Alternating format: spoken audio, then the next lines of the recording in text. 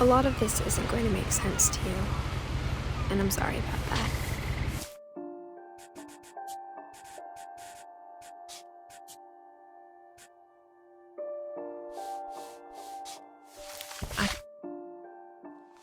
I'm just gonna start at the beginning, with the house.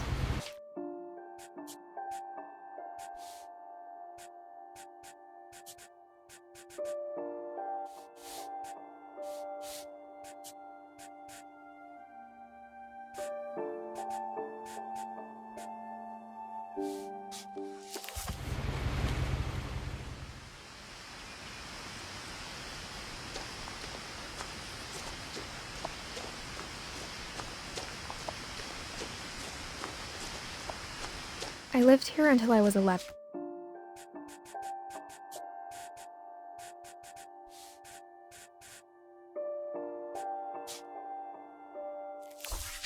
But I wasn't allowed inside half the rooms.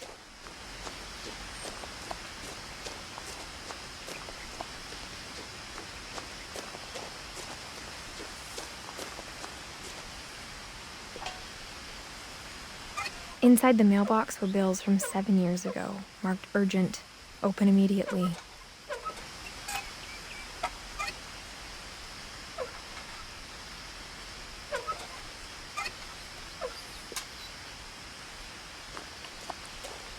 I hadn't been back since my brother Lewis's funeral.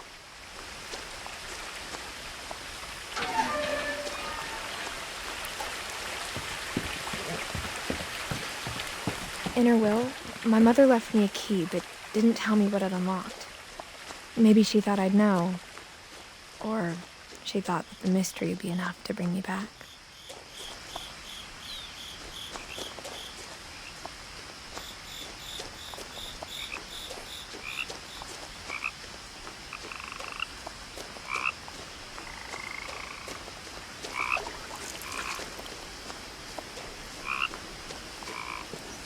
The truth is, even after I inherited the house, I never thought I'd come back to it. But now I had questions about my family that only the house knew the answers to.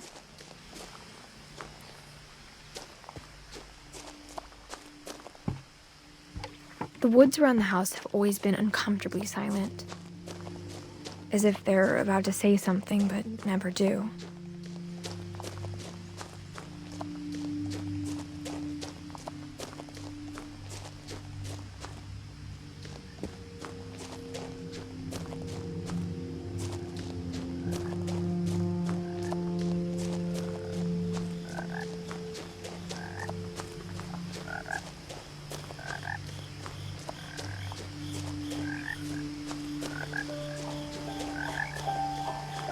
The house was exactly like I remembered it, the way I'd been dreaming about it.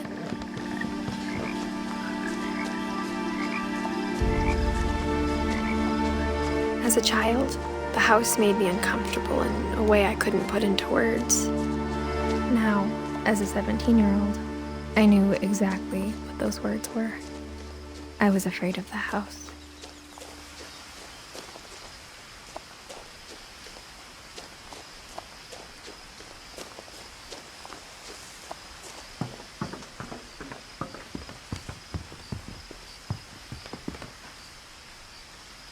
I hoped the key might unlock the front door.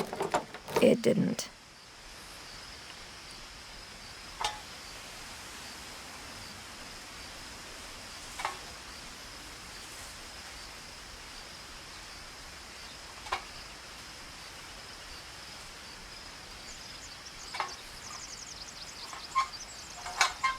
Looking in, I felt like the house itself had been waiting for me.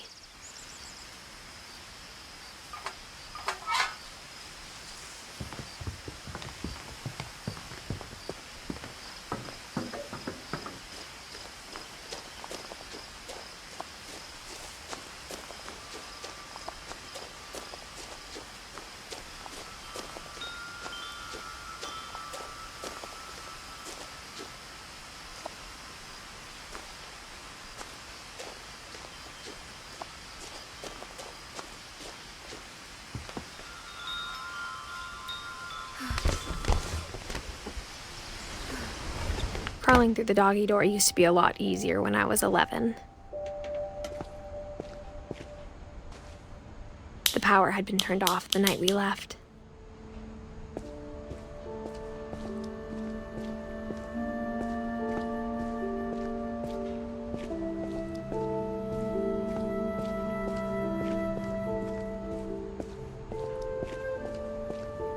For the first time in years,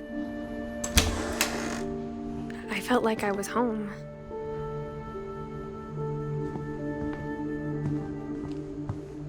But instead of a family, there were just memories of one.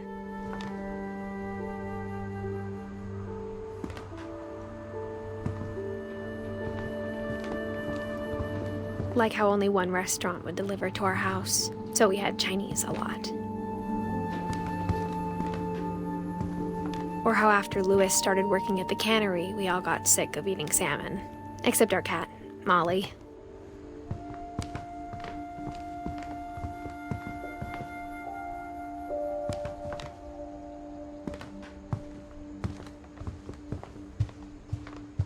The table was still a wreck from the night we left. It was like a bomb had gone off, killing everyone but sparing the furniture.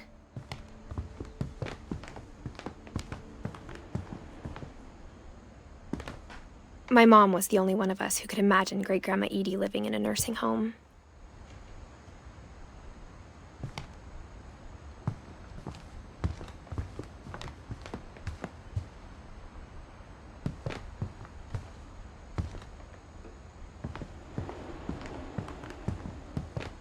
Nothing in the house looked abnormal.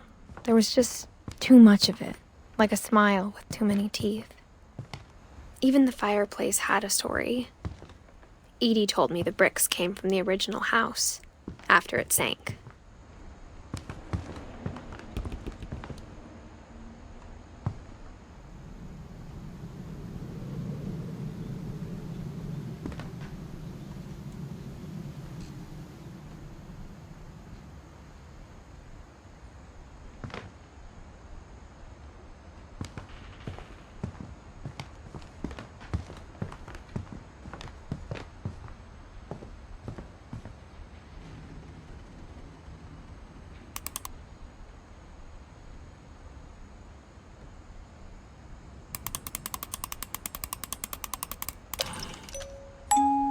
Great-Grandpa Sven built a music box for Barbara, along with the rest of the house. Mom always told me to stay out of the basement, so I wasn't too surprised when the key didn't fit.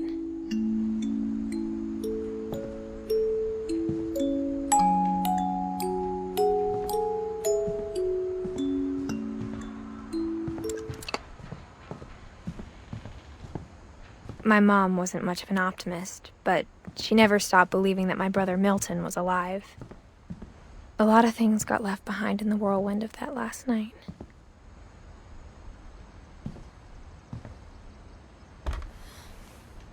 Edie told me once that every Finch who ever lived is buried somewhere in the library.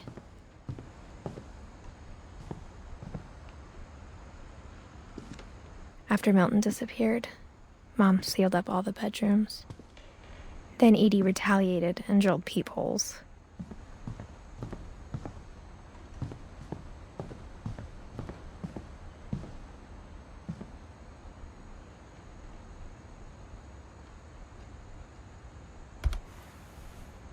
Molly always seemed like a girl I could imagine being friends with, if she hadn't died in 1947.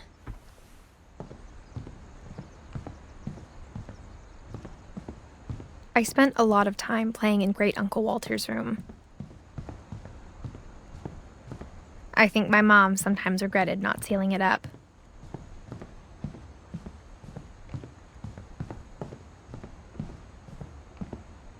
Whenever people ask me about my family, the first thing they always want to know about is Barbara.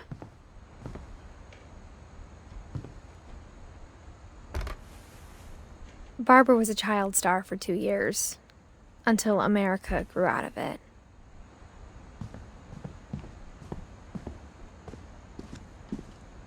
Mom must have locked the third floor stairs on the night we left.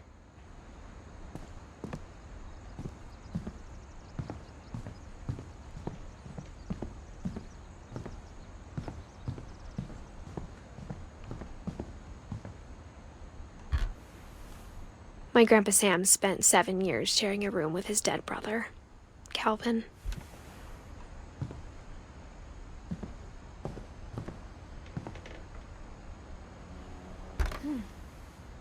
The last time I was in Edith Sr.'s room, I was 10 and she was painting my portrait.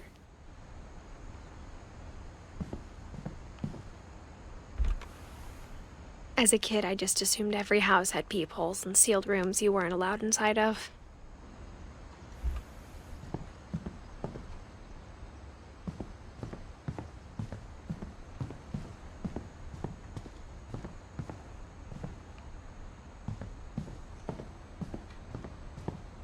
Lewis told me there were secret passages, but I never believed him.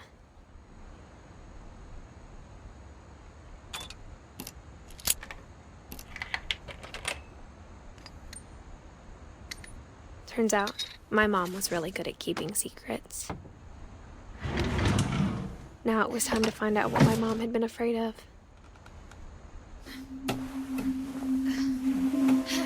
From the paintings on the wall, it was clear my brother Milton had been here before me. Reading this, maybe it sounds like I had a plan, but I had no idea what was behind that door.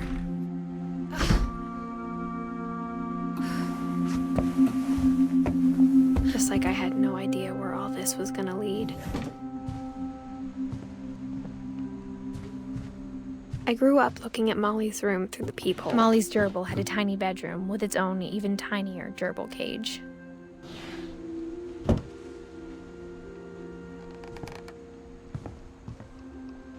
Being inside for the first time, I felt like I'd stepped behind a painting.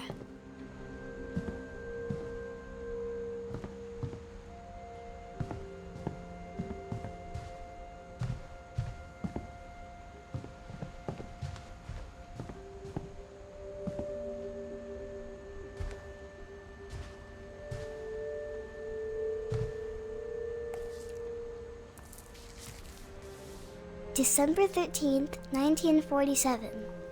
Dear Diary, I'll be gone soon, but I wanted to tell somebody about what's gonna happen. It started when Mom sent me to bed without dinner. I woke up and I was starving, so I looked around for something to eat. The gerbil food was dry, but I didn't mind it.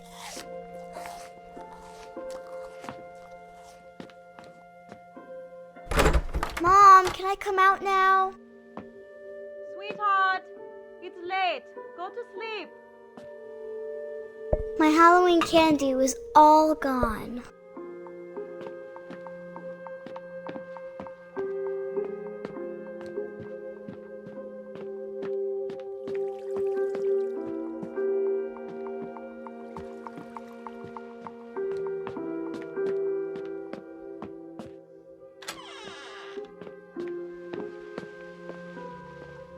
I kept eating and eating.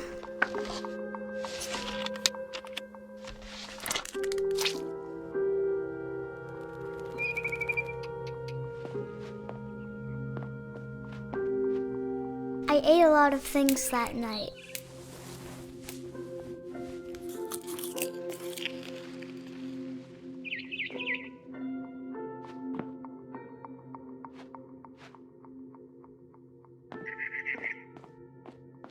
Then I heard chirping outside my window.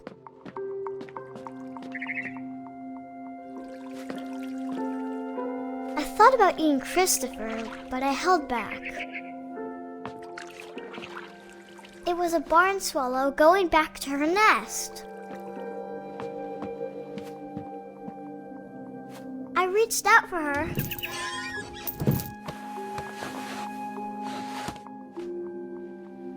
And suddenly, I was a cat.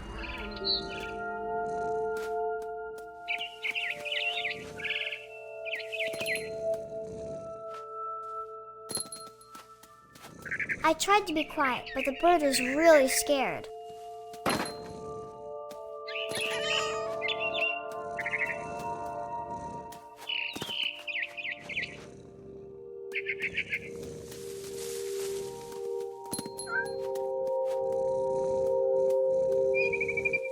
Mom and Dad didn't even look at me.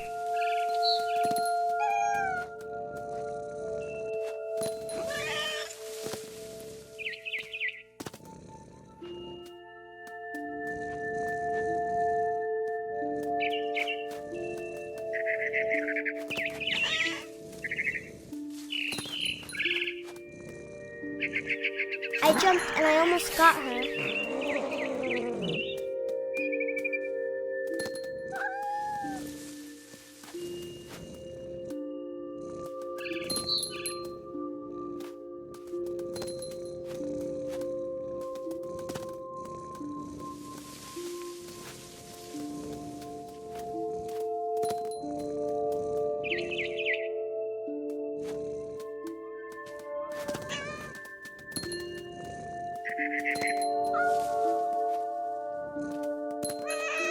Now I was up in the big tree.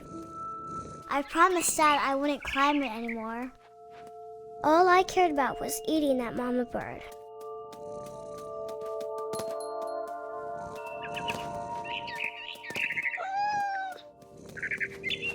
I gobbled her up. And suddenly, I was an owl. First, all I heard was the wind. Then I heard little teeth nibbling in the grass.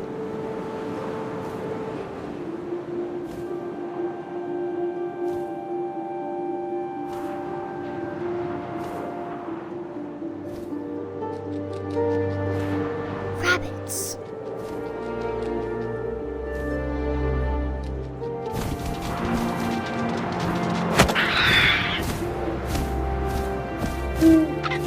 I imagined his face looking up and seeing mine through my talons. I swallowed him up, and I didn't chew one bit. Then I flew off to find something bigger.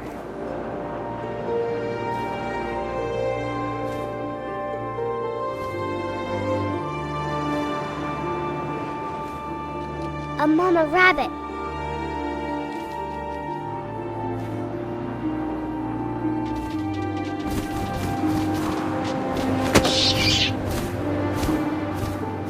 She was almost too big to carry. I started choking, but I couldn't stop eating. And suddenly, I was a shark.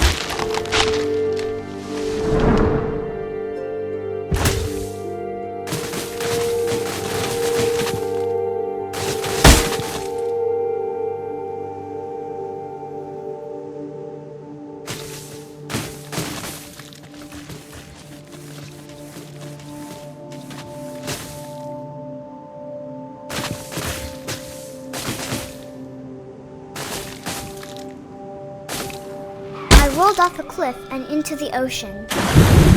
Now, I was hungrier than ever.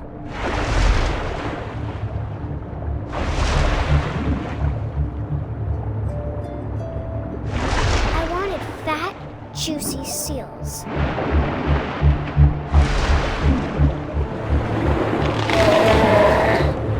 I tore off her flipper, and it tasted really good.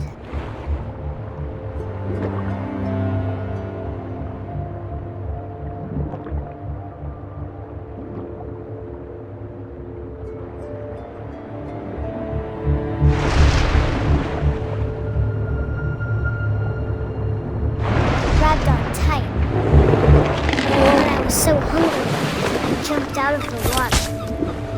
When I opened my eyes, everything had changed.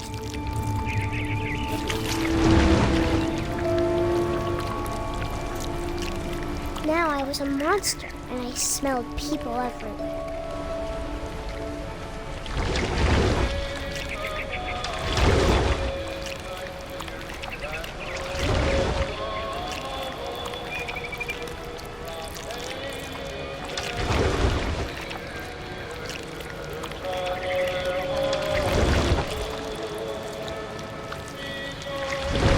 I was big, but I moved real quiet.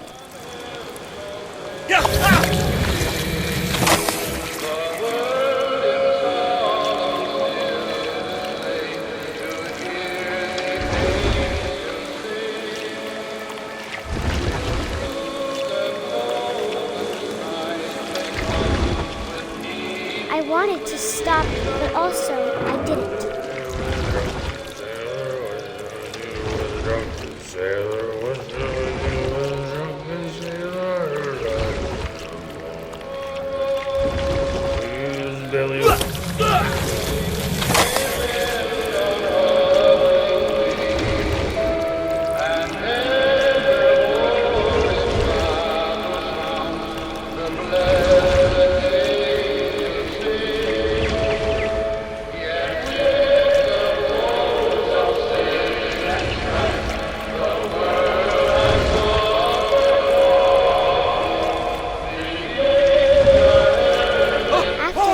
Passenger, I was still hungry. And to cross the water, I smelled something new. Something I had to have, so I swam towards it.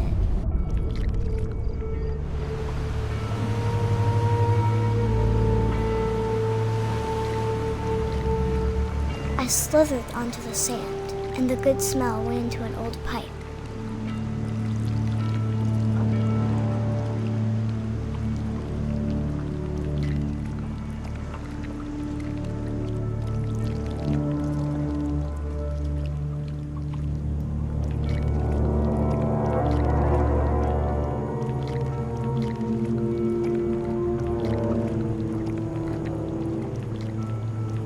I got closer and closer.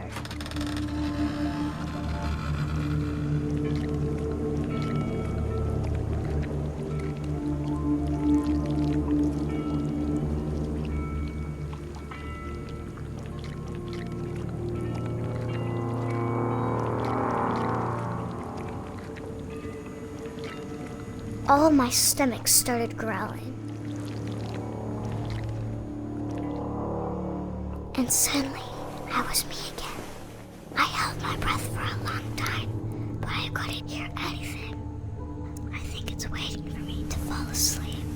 But it's not going to wait much longer. It needs to feed, and we both know I will be delicious.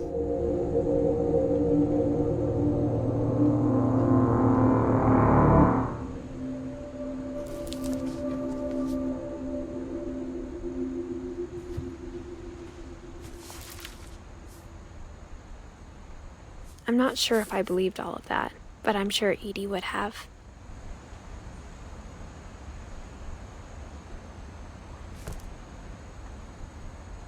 I got the sense Edie had spent a lot of time here, before my mom sealed the doors.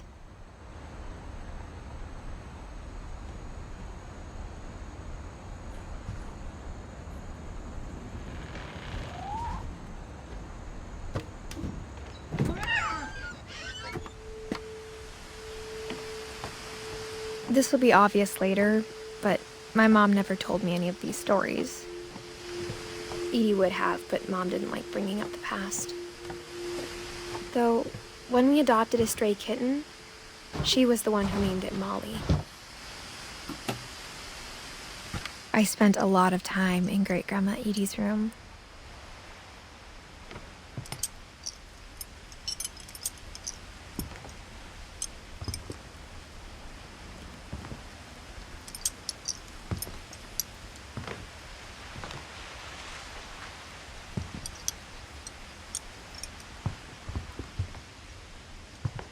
Edie knit me a new pair of gloves every year, just in time to replace Louis died a week before we left, but Edie had already started to memorialize him. Her room was like a museum.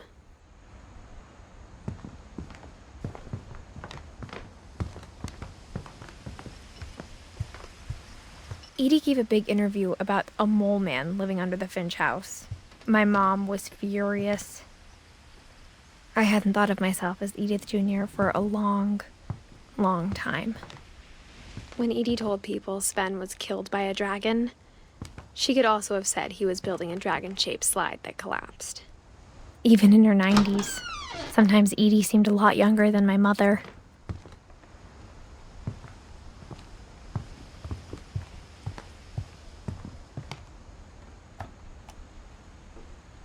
For 500 years, the Finches have been famous throughout Norway for their fortune and misfortune.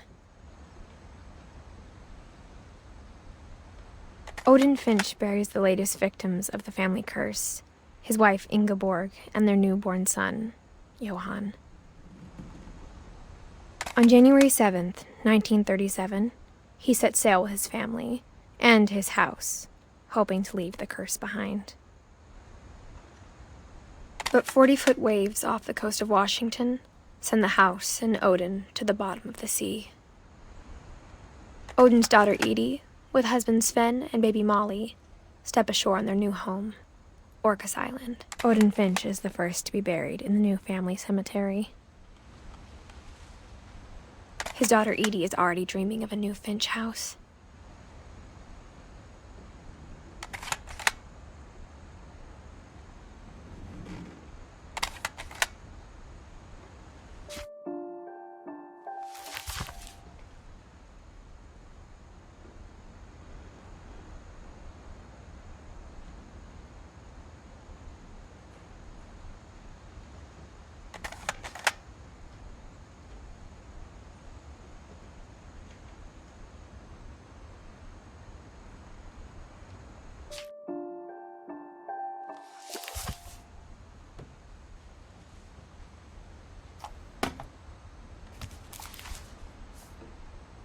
Whatever's wrong with this family, it goes back a long ways.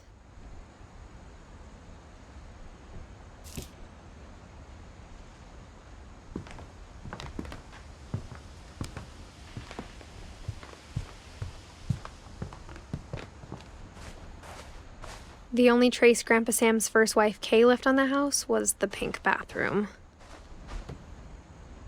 It was a pretty big trace.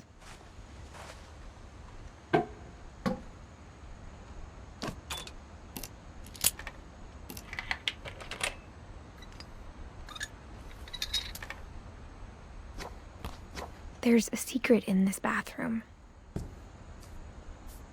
It's in the last place you would look. It isn't in the cupboard. It's hidden in this book.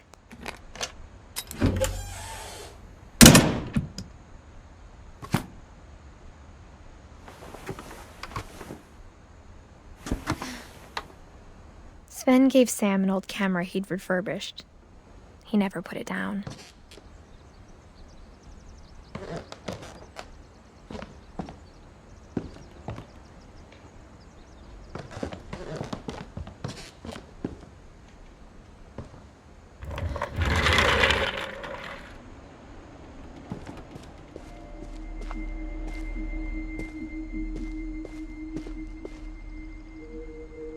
I knew Grandpa Sam had a twin, and that he never talked about him.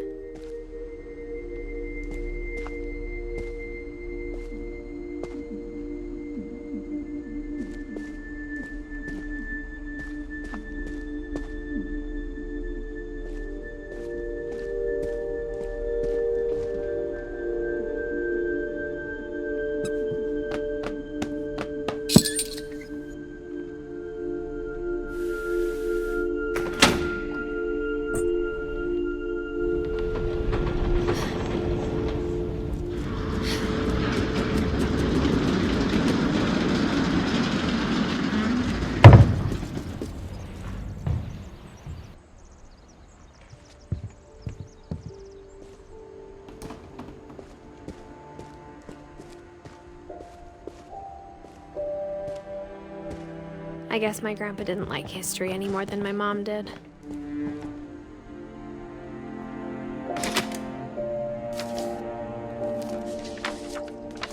How I Want to Remember My Brother by Sam Finch. The thing I remember is that when he made up his mind, that was it.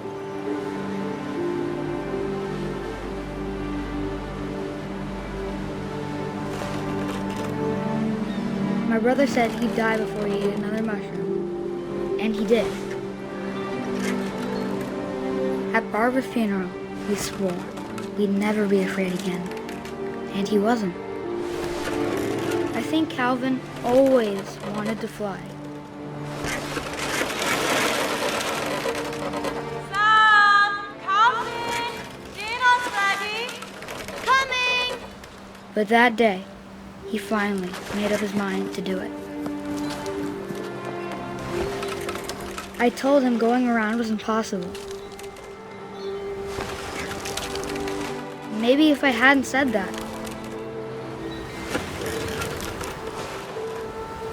Calvin, I'm not gonna tell you again. Maybe if the wind hadn't picked up. Then maybe he'd still be here. But I doubt it. I think he'd already made up his mind. That's what I want to remember about my brother.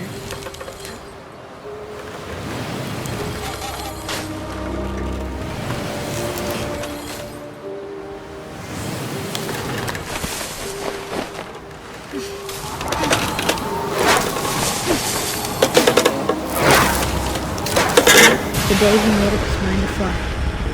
And he did.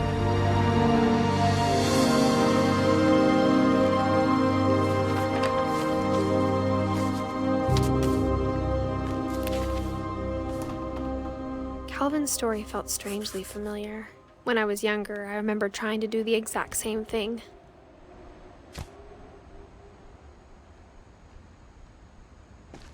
After the funeral, Edie roped off Calvin's half of the room. Mom said Grandpa Sam enlisted at 18 and never set foot in the room again.